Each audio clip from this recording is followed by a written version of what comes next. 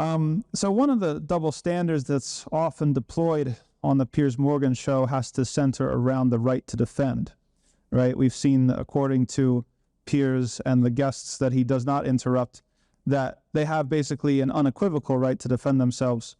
Everything that happened on October 7th justifies anything that they could possibly do thereafter. Now, Norm Finkelstein pointed out that this is to confuse cause and effect, that he said that basically by that logic, then everything that Israel has done to the Palestinians would have justified October 7th.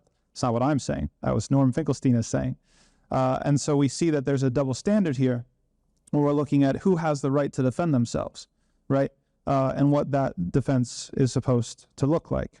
Especially, now, that would be bad enough, but then if you look at the asymmetry of these two parties or these two peoples, the people of Israel who have full rights and citizenship, somebody from Long Island who can just pull up and get on a flight and go and claim citizenship, receive military training, and a house that doesn't belong to him, versus somebody who's been in that land, Palestine, for generations and is a refugee in their own land, who's been under embargo for the past 17 years, has no access to medicine or food, let alone weapons. So there's a huge asymmetry going on there. So that's just put that aside. That's double standard number one. Double standard number two, I think, is interesting. It has to do with the idea and the definition of terrorism. And the person who pushed him furthest on this was Abdullah al-Andalusi, who tried to get Piers to define it. What is terrorism? And he could only say it's committing an act of terror. And then, of course, Abdullah's sharp, he's like, well, what's that? He's like, it's terrorism. So, fihi dawr, yani. I mean, there's a lot of circular logic going on there. But what's interesting about, it's not, again, just about having a double standard. What's interesting is what's hidden by the double standard, or what's lying underneath the double standard. And that is, and it came sort of to light more when Piers was talking to Tommy Robinson, and Tommy Robinson did a lot better than Piers, and at least spelling out a definition. He said, well, the difference is somebody is deliberately targeting civilians and the other is collateral damage. Now, we're going to, again, put that to the side for a second and come back to that, because it's patently false. It's not true. But what's more significant is why it's not true. The third double standard, and the last one, is who you believe, right? Which actors, which speakers do you deem to be credible in the first place? Okay, do you believe, and Piers is somebody, and his uninterrupted guests are the ones who believe the occupation forces at their word, believe all their stated goals and excuses, even when their actions indicate otherwise or belie their true motives.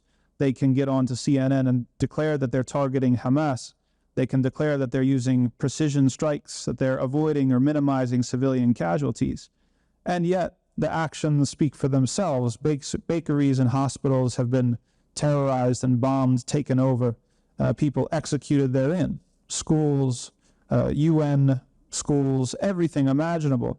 Journalists and academics have actually received phone calls in the night telling them that they're about to be assassinated and targeted, then to be assassinated the very next day.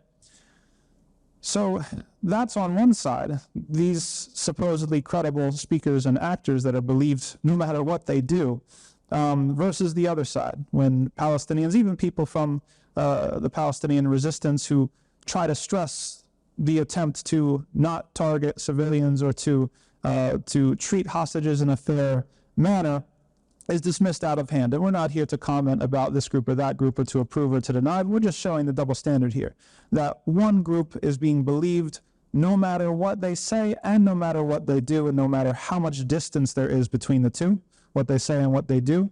And then the other side is completely denied or disbelieved a priori, no matter what they do. But again, the main point of bringing this up is not to just point to the fact that there are double standards. We've known that. Anybody who has a pulse and a few brain cells can tell that double standards abound when these issues and others are brought up.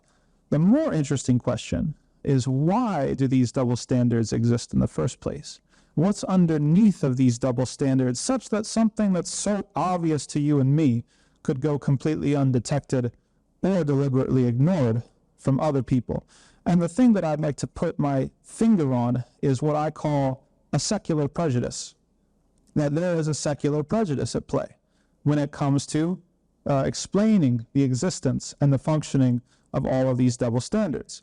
What is the secular prejudice? The secular prejudice is an assumption that secular violence is always rational, it's always calculated, it's always limited, and it's always necessary.